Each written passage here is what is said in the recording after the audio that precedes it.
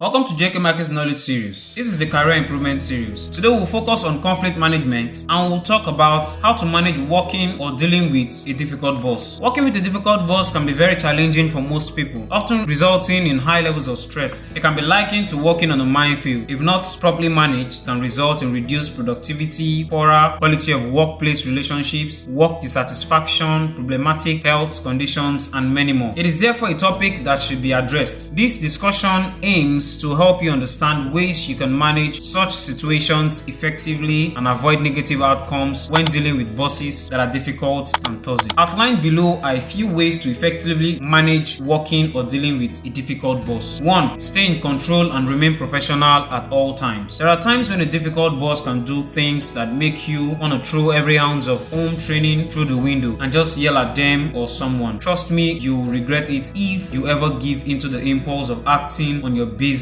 emotional instinct. Instead, rise to the occasion by always being professional and considerate, no matter how challenging your disposition may be. Don't talk back rudely, don't badmouth them to others, and don't go trying to undermine them in their absence. Word gets around, and you may be building a horrible reputation for yourself in the workplace. Continue to be cheerful and focused on your responsibilities. 2. Identify underlying causes, patterns, and triggers. Human behavior generally shows two tendencies. They have a cause, they have a trigger, and they have a pattern. If you can discover the cause of your boss's behavior, you have much better chances of establishing a better working relationship with them. It's also possible that the causes may not be directly linked to you, such as domestic challenges or performance pressures from their own bosses. Next, understand their triggers. Even when they have something bothering them, a trigger is the occasion that releases the pressure on you. If they hate lateness or poor communication, or you cutting in when they speak to you, it is better to avoid whatever triggers negative reactions. Ultimately, human habits often show a pattern. Do they come in more sudden whenever they return from their boss's office, or perhaps their behaviors are more friendly in the morning or towards the close of day? Are there things you can do to improve how they feel at those times, even before they become difficult? A particularly important skill in managing a difficult boss is the ability to anticipate their wants and needs. This comes with paying attention to your boss and listening intently when they speak. Is there a way they prefer tasks to be submitted? Present your task in the way they prefer and ahead of time. Understand when they may need assistance and offer to be of help. Proactivity is always appreciated, and it will not only show you as a considerate person but also diffuse possible challenges. Over time, your boss will come to see you as someone dependable. Sometimes little things such as turning in a report early, communicating ahead of a situation, and frequently can be as effective as putting the safety mode on a firearm. If you understand the cause, trigger, and patterns of your boss's behavior, you can respond to them from a place of understanding, and also you can be more effective in handling them at their worst. 3. Try understanding their perspective. Most problems in relationships, whether work or relationship, are caused by misunderstanding, not